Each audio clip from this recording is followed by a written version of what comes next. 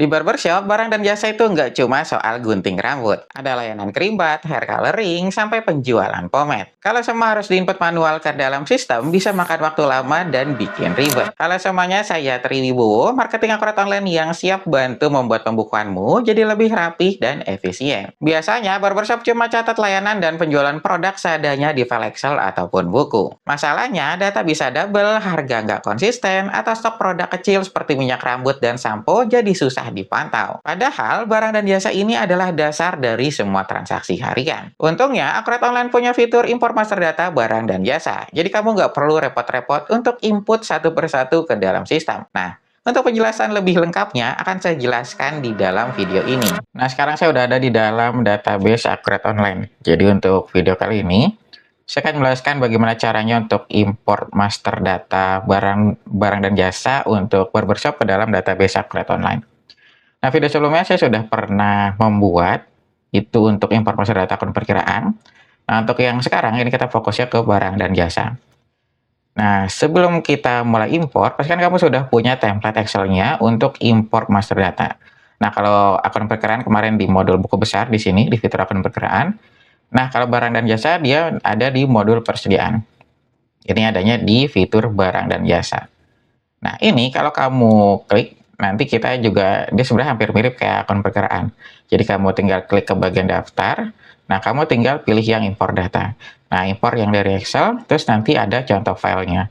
Nah, contoh file ini yang nanti kamu gunakan untuk import master datanya. Jadi dia bentuknya itu template dalam file Excel, kayak gitu. Nanti kamu bisa sesuaikan dengan kebutuhan. Nah, hasil templatenya, dia kalau dibuka nanti dia kayak gini. Hampir mirip, jadi dia ada bagian-bagian untuk untuk template datanya, terus sama ada penjelasan kolomnya di sini. Nah, pastikan kamu ketika input master data di file atau template ini, kamu sambil membaca penjelasan kolom di sini, karena dia udah lumayan lengkap di sini untuk penjelasan kolomnya. Jadi misalkan kamu bingung nih, nah misalkan kayak gini, ini kategori barang ini untuk apa fungsinya? Nah, nanti kamu tinggal baca kategori barang. Nah, kayak gini. Jadi nanti otomatis membuatkan nama kategorinya jika belum ada di daftar kategori barang. Kayak gitu. Nah, kita sambil buka juga untuk tampilan di sini. Nah, ini adalah tampilan-tampilannya. Kalau kamu input manual, cuma nanti kan kita prakteknya langsung pakai file Excel. Jadi kamu nggak perlu input satu persatu. Nah, sekarang kita langsung mulai aja. Cuma sebenarnya kalau untuk yang barang dan jasa ini, tadi saya udah buat beberapa item atau beberapa data yang nanti kita tinggal impor aja sebenarnya. Nah, cuma nanti saya akan jelaskan juga biar nanti kamu paham. Nah, pertama ini adalah kita kategori barang. Kategori barang di sini yang tadi kita bilang di sini, nah ini nanti otomatis membuatkan nama kategorinya jika belum ada di daftar kategori barang. Nah, ini biasanya digunakan jika kamu punya beberapa jenis barang, misalkan kayak di barbershop ini ya. Nah, nanti kan kamu punya kayak pomade, terus nanti ada sampo atau nanti ada sisir yang kamu jual. Nah, itu nanti kamu kelompokkan tuh. Jadi misalkan kamu pomade aja ada A, B, dan C. Nah, nanti kamu bisa kelompokkan. Nah, hasil akhirnya kalau kamu buat kategorinya sesuai dengan jenis barang tersebut, nanti di bagian laporannya itu nanti ada filter khusus sesuai dengan kategorinya. Jadi kamu bisa memunculkan kategori yang ingin kamu munculkan. Jadi kamu bisa pilih kategorinya. Nah, tapi kalau misalnya, oh kayaknya ribet mas kalau dipisah-pisah kayak gitu. Nah, kamu juga bisa digabung ke kategori umum. Jadi kalau kamu kosongin aja, dia otomatis langsung ke kategori umum di sini nih. Jadi dia langsung defaultnya ke sini. Jadi ketika kamu membuat database, ini template defaultnya itu adalah kategori yang umum. Tapi kalau kamu mau lebih detail lagi itu gak jadi masalah. Nanti kamu bisa sesuaikan dengan kebutuhan. Nah, kemudian kita lanjut lagi ke kode barang. Kode barang ini nanti digunakan untuk mengidentifikasi barang tersebut. Jadi contohnya kalau misalkan kamu punya sampo, nah nanti kamu namanya sampo, ternyata samponya aja itu kamu ada beberapa jenis. Nah, nanti kamu bisa bedain dari si kode barangnya tersebut. Jadi ada sampo 001 atau sampo 002, itu nanti untuk identifikasi barang tersebut. Nah, itu fungsinya untuk kode barang. Nah, misalkan kamu ternyata nggak punya kode barang di pembukaan kamu sebelumnya, itu sebenarnya si Akurat Online itu udah menyiapkan template-nya. Kayak gini. Jadi ini kan langsung nih, kalau misalkan kamu kosongin, maka Akurat akan membuat kode otomatis secara counter. Nah, maksudnya, ini dia sesuai dengan ini, fitur yang ada, di sini maaf, di modul pengaturan, di fitur penomoran di sini. Nah, sebenarnya di sini udah ada template-nya. Jadi semua penomorannya udah dibuatin sama Akurat Online. Tapi dia template-nya sederhana banget sebenarnya. Padahal nanti kamu bisa atur lagi nih komponen penomorannya sesuai dengan kebutuhan. Nah, nanti kamu bisa sesuaikan di sini. Saran saya nanti kamu sesuaikan dulu. Nah, nanti pas kamu import ini kamu kosongin aja. Jadi nanti sesuai dengan penomoran yang baru kamu buat. Kayak gitu. Tapi kalau kamu, oh saya mau pakai yang ini aja mas. Ya, ini nggak jadi masalah, tapi ya simple banget sebenarnya. Kayak gitu. Jadi nanti kamu bisa sesuaikan lagi dengan kebutuhan. Nah, sekarang kita lanjut lagi. Nah, kan kita ada di kode barang, terus kita tinggal nama barang. Nah, nama barangnya ini kamu bisa masukin aja sesuai dengan nama dari produk tersebut. Kalau ada sampo A, ya nanti kamu masukin sampo A, atau nanti sampo B, atau nanti ada pomade, nanti kamu masukin aja namanya di sini. Nah, untuk jenis barangnya, ini kita ada beberapa jenis barang di sini. Dan di penjelasan kolomnya juga dia ada beberapa kode yang bisa kamu gunakan. Nah, kayak gini. Nah, jenis barang di sini itu dia masuknya ke, ini saya sambil tutup dulu. Nah, ini jenis barang sini. Jadi persediaan itu adalah stok yang kamu kontrol, terus non persediaan itu stoknya nggak bisa kamu kontrol. Jadi ketika kamu melakukan pembelian dia langsung jadi beban, dan ketika kamu melakukan penjualan dia langsung jadi pendapatan. Tapi dia nggak ada stok yang bisa kamu kontrol. Itu bedanya persediaan dan non persediaan. Nah, kemudian kita ada jasa yang ketiga. Nah, yang terakhir adalah grup. Grup ini untuk produk bundling. Jadi misalkan kamu jual, oh kita lagi ada paket promo nih 50.000 dapat cukur, terus nanti dapat pomade juga sama sampo contohnya atau keramas. Nah, nanti kamu bisa masukin grup di sini. Atau nanti kamu bisa sesuaikan lagi dengan kebutuhan sebenarnya. Cuma secara garis besar fungsi yang grup itu kayak gitu, dia kayak parcel lah, hampir mirip kayak gitu. Nah, ini kan saya udah inputnya tuh ada beberapa yang jasa. Nah, yang dua ini kan jasa nih. Jasa cukur rambut sama potong rambut plus keramas, maaf. Nah, yang tiga ini adalah persediaan. Karena stoknya mau saya kontrol di sini. Ada pomade, hair tonic, sama shaving foam. Nah, nanti dia di sini. Nah, kemudian nanti ini kan kodenya yang tadi saya bilang, dia dapatnya dari sini. Kalau persediaannya berarti kamu masukinnya yang INV, terus kalau non persediaan yang non, terus kalau jasa yang SVC sini. Nah, nanti kamu tinggal masukin di sini. Untuk tipe persediaan ini nanti untuk perusahaan manufaktur sebenarnya. Nah, kayak gini. Jadi ada yang produk bahan baku sama produk yang diproduksi. Kayak gitu. Ini untuk yang manufaktur. Ini kamu bisa lewatin aja nggak apa-apa. Nah, kemudian yang selanjutnya adalah yang barcode. Jadi kalau kamu mau pakai barcode, kamu tinggal masukin aja kode barcode-nya di sini. Cuma barcode di sini hanya untuk pemanggilan aja ketika transaksi. Jadi dia modelnya kayak minimarket. Jadi pas si customer itu bawa, misalkan, oh dia mau beli ini nih. Nah, kamu tinggal pakai barcode scanner, nah nanti dia pas transaksi penjualan langsung ngebaca tuh. Oh, ternyata ini masuknya ke pomade A atau nanti pomade B, kayak gitu. Jadi dia hanya untuk membaca atau memanggil si item tersebut. Kayak gitu. Nah, terus kita ada satuan. Satuan di sini kita ada bisa multi satuan juga, jadi ada satuan pertama sampai ke satuan kelima. Nah, dia kayak gini. Ini yang satuan. Nah, kalau misalkan kamu multi satuan, kamu masukin satuan yang terkecilnya. Jadi misalkan satuan terkecil kita pieces. Nah, di atas pieces apa? Misalkan kita ada kardus. Nah, nanti ini akan ditanya, satu kardus itu berapa pieces? Nah, nanti kalau ada satuan yang ketiga, kamu masukin lagi apa? Nah, nanti ditanya juga, satuannya itu berapa rasionya? Nah, ini adalah namanya rasio di sini. Jadi nanti cara ngebacanya kayak gitu. Kalau kamu multi satuan, kamu masukin dulu satuan terkecilnya. Jadi satuan pertama ini adalah satuan yang paling kecil. Nah, baru nanti satuan kedua dan sampai satuan kelimanya itu apa? Nah, misalkan nanti kalau kayak tadi kan kita kasusnya kardus ya. Nah, satu kardus ya berarti kamu masukin sini satuannya yang kedua itu apa? Kardus. Terus rasionya berapa? Misal satu kardus 10. Nah, dia nanti masukinnya kayak gini. Jadi pastikan kamu yang satuan pertama ini adalah satuan yang terkecil. Kayak gitu, baru nanti yang satuan kedua dan seterusnya itu baru yang terbesarnya. Nah, nanti kamu tinggal masukin aja rasionya itu berapa. Nah, kemudian kita lanjut lagi. Ini kita ada harga jual satuannya. Nah, harga jual satuannya itu kita juga ada beberapa macam nih. Misalkan ini ada satuan keduanya itu berapa. Jadi ngebacanya kayak gini nih. Misalkan kamu, nah yang pieces ini. Nah, ini satu pieces 60.000. Nah, ternyata kamu ada satuan kedua. Satuan keduanya itu kardus. Nah, satuan keduanya nanti dia harganya berapa kalau kamu jual satu kardus. Misalkan satu kardus 100.000. Ya berarti kamu tinggal masukin aja satuan kedua itu berapa. Terus nanti yang ketiganya berapa? Yang ketiga 500.000 contohnya. Nah, nanti kamu tinggal tambahin di sini. Jadi nanti pas kamu penjualan, terus kamu pengen pilih si barang ini keluarnya itu atas yang satuan apa, nah nanti otomatis harganya akan langsung masuk sesuai dengan harga satuan yang udah kamu input. Kayak gitu. Nah, terus kita lanjut lagi. Ini kita juga ada default diskon, terus ada minimum jualnya, sama ada harga grosir. Nah, itu dia bagiannya ke sini. Nah, nanti ada default diskonnya itu berapa untuk semua satuan ya. Nah, kemudian nanti ada harga jual satuannya berapa. Nah, ini yang tadi. Kalau ada satuan 1, satuan 2, nanti dia ada muncul kolom-kolom tambahan sebenarnya di sini. Nah, kemudian kita ada minimum jualnya juga. Minimum jual itu berapa. Kemudian ada harga grosir, kita mau pakai harga grosir atau enggak nih yang ini. Nah, nanti kamu tinggal sesuaikan di sini. Nah, saran saya untuk bagian penjualan, kamu isinya nanti si ini nih, yang harga jualnya. Supaya nanti kalau kamu pakai POS atau kamu pakai fitur transaksi penjualan, dia akan langsung muncul harganya. Jadi kamu nggak perlu input lagi manual. Tapi kalau misalkan, oh ternyata saya mau edit nih, dia ada harga khusus, jadi berapa gitu. Nah, nanti kamu bisa sesuaikan aja. Nah, kalau informasi pembelian ini, sebenarnya sih dia sifatnya opsional dua-duanya, penjualan sama pembelian.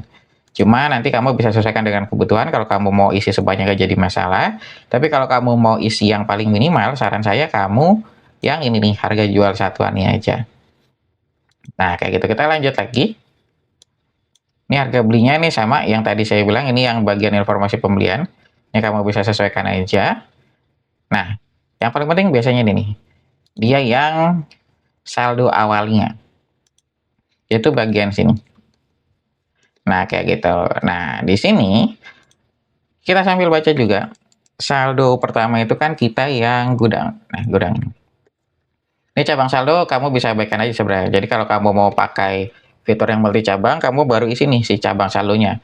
Jadi kan nanti kamu bisa pisah nih. Oh, ternyata si barang A ini untuk cabang A atau nanti barang B untuk cabang B. Nah, ini untuk pisahnya. Cuma kalau kamu nggak pakai fitur multi cabang, kamu kosongin aja nggak jadi masalah. Nah, ini gudangnya kamu tentukan. Nah, di sini kamu ada, kalau kamu lihat dia ada kata kunci yang harus kamu perhatikan. Jika multi gudang, gudang saldo awal barang, nama gudang sudah harus ada di database. Beda sama yang kategori barang. Jadi kalau kategori barang, otomatis membuatkan nama kategorinya jika belum ada di daftar kategori barang. Jadi kalau belum ada, kalau kategori ini dia langsung dibuatkan ketika kamu import. Cuma kalau yang gudang ini, kamu harus udah ada nama gudangnya dulu. Kalau nggak ada, misalkan, oh saya mau masukin ke gudang Bekasi nama gudangnya, terus kamu import, dia pasti gagal. Karena dia gudangnya harus ada di dalam database. Nah, nambahin gudangnya, dia itu ada di sini. Di fitur persediaan, dia ada di bagian gudang. Oh, di modul persediaan, maaf. Modul persediaan di fitur gudang, nah tampilannya kayak gini. Kalau gudang awal, dia hanya ada gudang utama aja. Tapi kalau kamu mau pisahin, misalkan kita ada gudang Bekasi. Nanti kamu tinggal pilih di sini gudang Bekasi. Terus kita, ini saya buat cepet aja ya, kalau kamu mau melengkapi datanya nggak jadi masalah. Nah, kemudian kita ada gudang Jakarta. Nah, nanti kamu tinggal lengkapin aja. Nah, pastikan di sini nama gudangnya udah ada dulu, baru kamu tambahin di sini. Nah, baru kamu tambahin di sini. Ini kan kita yang ketiga. Ntar, jangan ada yang enggak ini. Oh, benar, yang ketiga, yang Pomed. Nah, misalkan dia ternyata ini stoknya itu ada di gudang Bekasi. Ya, kamu tinggal masukin. Karena kita udah punya gudangnya di sini, di akuratnya. Nah, kalau kamu punya gudang lainnya, kamu tinggal tambahin aja. Kayak gitu. Jadi pastikan kalau kamu input ini, gudang saldonya itu, gudang saldo awalnya udah ada di dalam database-nya. Kalau nggak ada, dia pasti nanti akan menolak. Nah, kemudian, kuantitasnya itu berapa? Ternyata, oh, saldo yang kita ada 25 contohnya. Nah, satuannya apa? Satuannya kan kita ini yang pieces ya. Nah, berarti kita tinggal masukin satuannya pieces. Nilai satuannya itu berapa? Nah, ini nilai per satu ini ya. Per satu pomed ini. Misalkan nilai satuannya 10.000 satunya. Ya berarti kamu tinggal masukin aja. Nah, nanti si Akurat Online yang akan mengkalkulasiin nilai persediaannya itu berapa. Jadi kamu masukin nilai per satu pieces ini. Jadi nilai satuannya ya, jangan nilai keseluruhannya. Takutnya kamu, oh ternyata kita ada 25 pieces, nilai keseluruhan kita ada berapa juta gitu. Nah, ini sebenarnya nilai satuannya itu per satunya aja, per satu piecesnya itu berapa. Nah, kemudian, ini kalau yang per tanggal ini, ya ini per tanggal saldo awal itu kapan. Jadi yang saya jelaskan di video sebelumnya, jadi pastikan kamu sudah menentukan tanggal cut off-nya. Jadi misalkan, oh saya mau cut off per tanggal 31 Desember. Nah, berarti per tanggal 31 Desember itu kamu harus hitung semua saldo akhirnya. Jadi misalkan pomade ada berapa, terus nanti sampo-nya ada berapa. Nah, nanti kamu hitung tuh semuanya. Baru nanti kamu catat di sini. Nah, di sini baru kamu jadikan sebagai saldo awal di Akurat Online ya. Jadi kayak tadi akan perkakan kan saya masukinnya 01 Agustus 2025. Nah, kita tinggal masukin aja kayak gini. Nah, format tanggal itu kayak gini ya. Jadi tanggalnya 2 digit, terus nanti bulannya 2 digit. Ini pemisahnya garis miring ya, sama tahunnya 4 digit. Kayak gitu. Nah, kita lanjut lagi. Di sini kita ada karakter, terus ada angka, sama ini bagian tanggal. Nah, di sini sebenarnya untuk atribut tambahan. Jadi kalau kamu nggak pakai fitur atribut tambahan, dia tuh adanya di sini sebenarnya. Jadi ini sifatnya opsional, tapi Akurat Online itu menyediakan. Jadi soalnya itu ada beberapa customer yang butuh kolom tambahan. Misalkan ternyata dari informasi di sini dia kurang lengkap nih. Ada informasi yang mau dimunculkan, ya berarti nanti dia ditambahin di sini. Oh, di sini di barang dan jasa, maaf. Nah, nanti kamu bisa nambahin. Nah, cuma kalau yang tadi saya bilang ini kan sifatnya opsional. Kalau ternyata kamu cukup dengan kolom-kolom yang ada di sini, ini kamu abaikan aja yang atribut tambahan di sini. Ini sifatnya opsional aja. Tapi kalau ternyata, oh saya butuh mas, ya berarti kamu tambahin aja, nggak jadi masalah. Tapi ya PR-nya, dia akan jadi lebih effort lah namanya. Tapi nanti hasilnya dia akan lebih detail. Nah, sekarang kita lanjut lagi. Ini kita ada bagian persediaan sampai ke pembelian belum tertagih. Nah, sebenarnya ini adalah akun yang berkaitan dengan si item tersebut. Jadi, nah nanti dia kayak gini.